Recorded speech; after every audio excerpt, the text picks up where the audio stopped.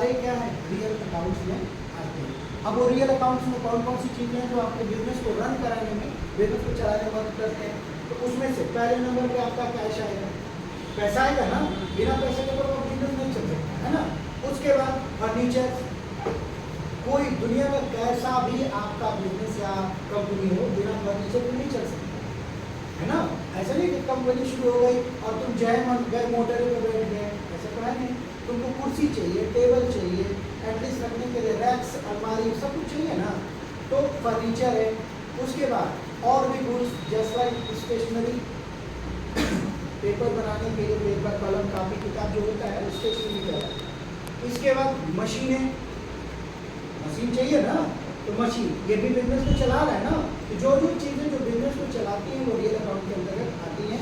जैसे मैंने अभी नाम लिया रोकड़े का, सामान का, मशीन का, भूमि का, हवन का, ये जितनी सारी चीज़ें हैं ये सब मूल रूप से खड़े होकर के आपके बिजनेस में सहयोग करते हैं कि बिजनेस चलता रहे, रुके ना।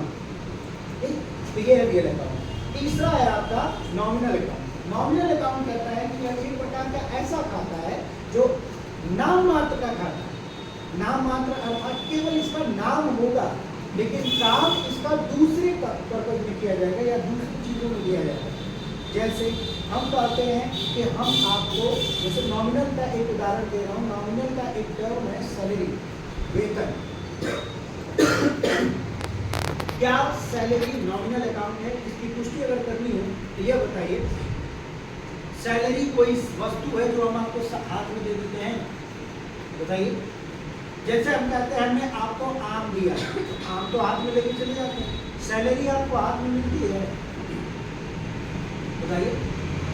या सैलरी को किराए पर, ब्याज, ब्याज आपको हाथ में मिलता है या आपके गले में लटका के दिया जाता है? किसमें मिलता है? सैलरी हो, ब्याज हो, कमीशन हो या आपका क्रय हो, विक्रय हो, ये जितनी सारी चीजें हैं या केवल नाम की है, काम किसी और चीज में होगा। जैसे अगर हम कहते हैं सैलरी मिला तो सैलरी में क्या मिला? हाँ बोलो बोलो। हाँ, सैलरी में तुमको पैसे मिले तो सैलरी तो नहीं ना मिली, सैलरी में पैसा मिला। अच्छा, इंटरेस्ट, ब्याज, ब्याज मिला तो ब्याज में क्या मिला? पैसा।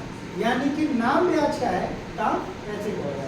यानी ऐसे खाते जो केवल नाम मात्र के खाते होते हैं, कन्वर्जन इनका दूसरे में होता है तो नाम नहीं होता। ठीक है ना। अब ये है अकाउंट्स यानी तीनों अकाउंट्स की पहचान।